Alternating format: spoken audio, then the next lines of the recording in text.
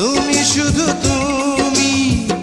সালমান শাহর বিপরীতে all time blockbuster cinema স্বপ্নের ঠিকানাতে চিত্রনায়িকা সোনিয়া নজর কেড়েছিলেন। সম্প্রতি এক সাক্ষাৎকারে ফিল্ম পলিটিক্স নিয়ে মুখ খুললেন সোনিয়া। তিনি জানান, চুক্তিবদ্ধ হওয়া সিনেমা থেকে তাকে বাদ দেওয়া হয়েছিল। একটি সিনেমায় ওমর সানি মৌসুমী শুটিং করছিলেন। 2 দিন পর সোনিয়ার শুটিং করার কথা ছিল।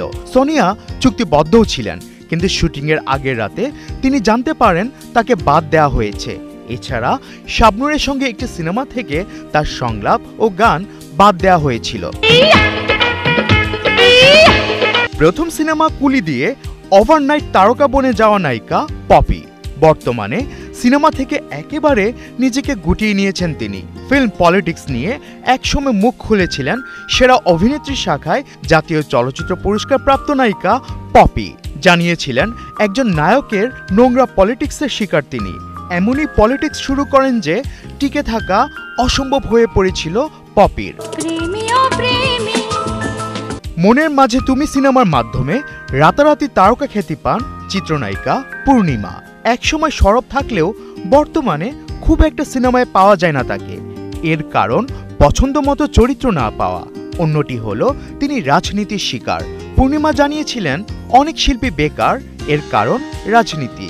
কিছু না কিছু পলিটিক্সের কারণে অনেকেই সিনেমার কাজ পায় না। তিনিও পলিটিক্সের শিকার।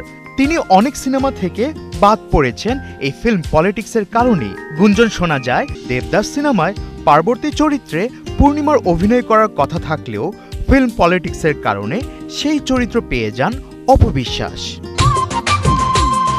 ফিল্ম পলিটিক্সের শিকার হয়েছেন জটিল প্রেম খ্যাত চিত্রনায়িকা আঁচল। বাপ্পি চৌধুরীর সাথে জুটি বেঁধে একাধিক হিট সিনেমা উপহার দিল। কিছু সিনেমায় চুক্তিবদ্ধ হওয়ার পরেও সিনেমাগুলো থেকে বাদ পড়েছেন।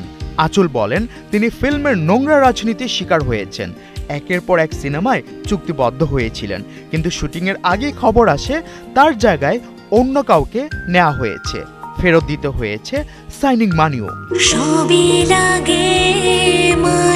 শিশু শিল্পী হিসেবেই সিনেমায় অভিষেক হয় দিঘির। এখন তিনি পুরো দস্তর নায়িকা। বছর খানেক আগে অভিযোগ করে জানান কয়েক বছর ধরে সিনেমার ইন্ডাস্ট্রির সিন্ডিকেটের শিকার তিনি। দিঘি বলেন এই ইন্ডাস্ট্রির লোকেরা বিশ্বের সবচেয়ে বেশি নিষ্ঠুর। গুঞ্জন শোনা যায় সুরঙ্গ সিনেমায় আফরান নিশোর বিপরীতে ময়না চরিত্রে অভিনয় করার ব্যাপারে প্রাথমিক কথাবার্তা হয়েছিল দিঘির সাথে রায়হান রাফির। পরবর্তীতে সেই চরিত্রে দিঘি আউট ইন করেন তমা মির্জা।